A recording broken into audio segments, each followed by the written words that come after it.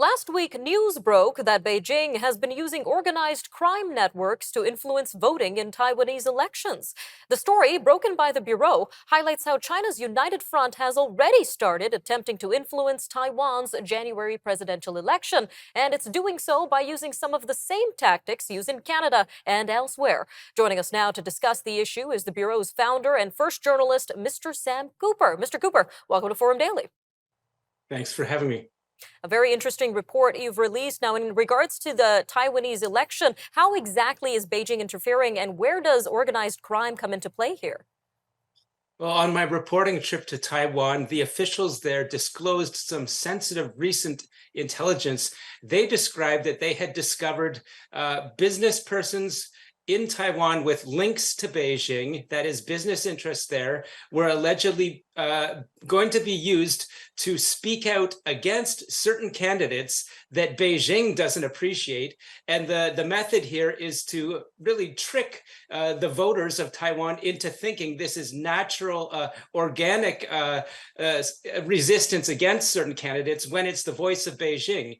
The officials in Taiwan also described a complex scheme that they said is likely being used in Canada, in which Beijing would turn to collaborators in organized crime gambling networks. These networks evidently always are involved in underground betting on elections. And so they use complex schemes where the Beijing agents use these networks to influence voting for certain candidates, essentially by getting the odds to favor candidates and then trying to influence real voters into supporting these underground betting favorites. Sounds eerily similar to some of the concerns here in Canada when it comes to Chinese foreign interference. Can you walk us through what this looked like in Canada in terms of organized crime? Sure. This was a very important disclosure for me in Taiwan because the officials there, through their intelligence findings, were essentially corroborating what I have been learning from my Canadian intelligence sources, and that is that in Canada, Beijing uses, again, wealthy business persons who are deeply involved in real estate activity and underground casino activity to both fund, that is through donations, certain Canadian election candidates favored by Beijing.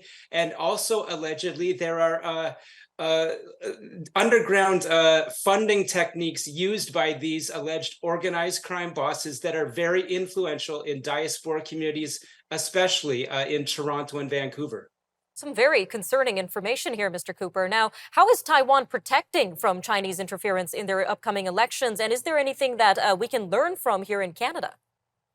The Taiwanese officials described really very confidently that as a nation that has been facing over 50 years of what they call Beijing's sophisticated United Front infiltration and warfare tactics, they have very advanced methods of responding to disinformation.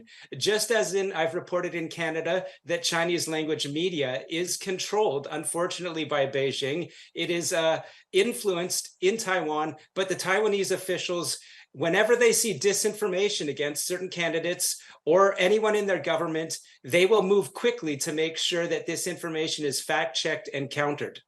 And you've also written that the government in Taiwan has offered to give Canada assistance in fighting interference from Beijing. So what kind of support are they offering, and what has been the response of Canadian officials so far? Well, that's exactly the type of support they would like to offer to Canada. That is, they are a world leader in countering disinformation. Taiwanese NGOs are already offering assistance to some European states that are having deep troubles with Russian and Chinese disinformation. So Taiwanese officials disclosed they had offered this same type of support to counsel and coach Canada on countering disinformation in networks such as WeChat, countering United Front warfare. How has Canada responded? Well, I haven't heard from Canada the admission that Taiwanese government has offered this support. So it only leads me to believe that Canada isn't really forthcoming in receiving that support so far. All right, Mr. Cooper, thank you again for sharing this with us. Thank you.